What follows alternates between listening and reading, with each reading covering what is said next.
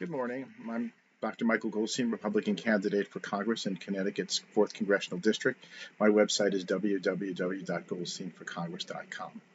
80 years ago, Allied troops invaded the European continent by landing at the beaches of Normandy. Approximately 2,500 Americans died as a result of that battle.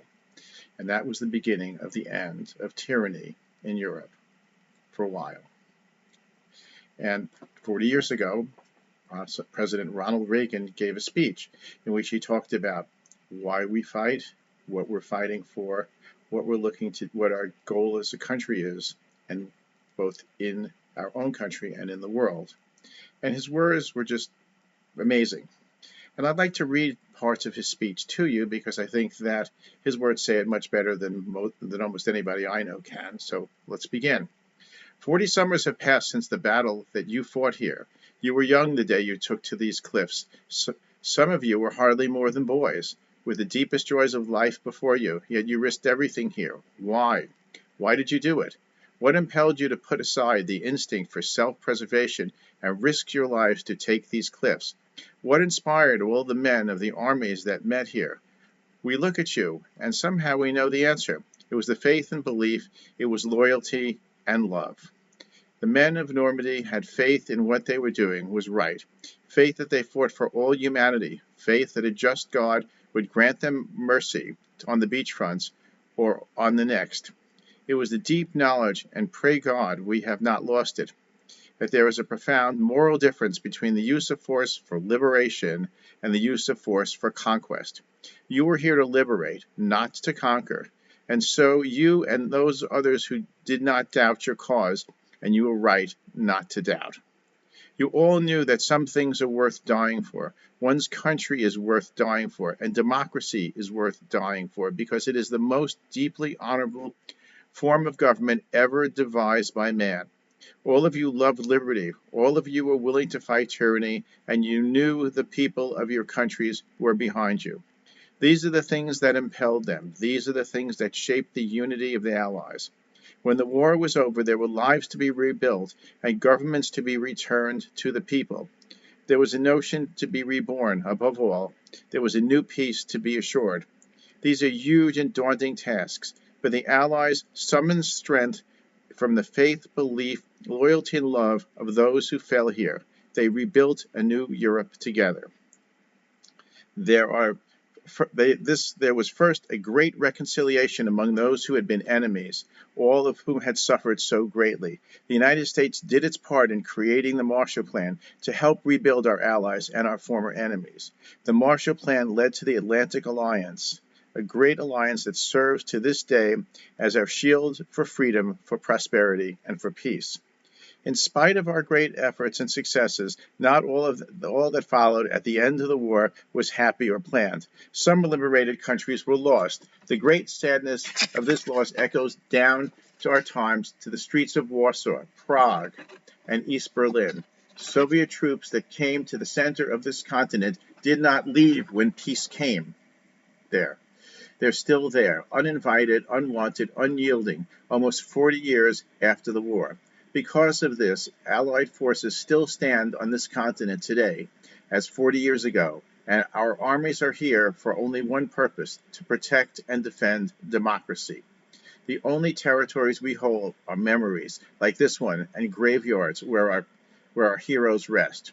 We in America have learned bitter lessons from 2 world wars. It is better to be here ready to protect the peace than to take blind shelter across the sea, rushing to respond only after freedom is lost. We've learned that isolationism never was and never will be an acceptable response to tyrannical governments with an expansionist intent.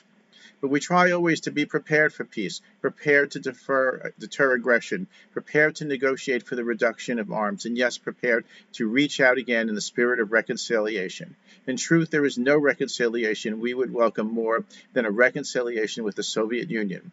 So together we can lessen the risks of war now and forever. It is fitting to remember here the great losses also suffered by the Russian people during World War II.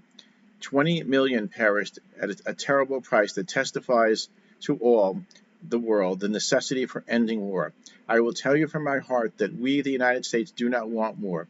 We want to wipe from the face of the earth the terrible weapons that man now has in his hands. And I tell you, we are ready to seize that beachhead.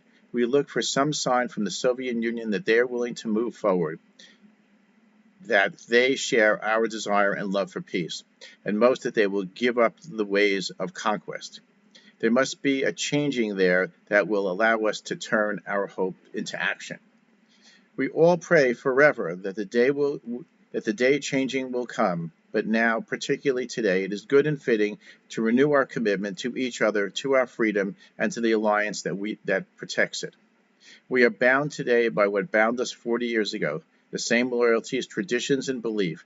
We're bound by reality, the strength of America's allies. It's vital to the United States, and America's security guarantee is essential to the continued freedom of Europe's democracies. We were with you then, and we're with you now. Your hopes are our hopes, and your destiny our destiny. Here in this place, where the West held together, let us make a vow to our dead. Let us show by our actions that we understood what they died for. Let our actions say the words for which Matthew Ridgway listened. I will not fail thee nor forsake thee. Strengthened by their courage, heartened by their valor, and borne by their memory, let us continue to stand for the ideals for which they lived and died. Thank you very much, and may God bless you. Ronald Wilson Reagan, June 6, 1984. Sadly, a lot of what Reagan was concerned about, Soviet aggression, is now Russian aggression. Russian aggression is happening in the Ukraine. Iranian aggression is happening in the Middle East. Chinese aggression is happening throughout the world. The clock has turned back, and in so many ways, we are back into the 1930s. And we need to be inspired by the words of Ronald Reagan, and we need to heed his words because he was right. I want to thank everybody for their service to this country and their belief in American democracy. I want to particularly thank the soldiers who fought in World War II, including two of my uncles. And I want to thank all of you for being Americans. We are the greatest country in the world, and we must believe it, and we must preserve a world where democracy, and rather than tyranny, exists. Thank you.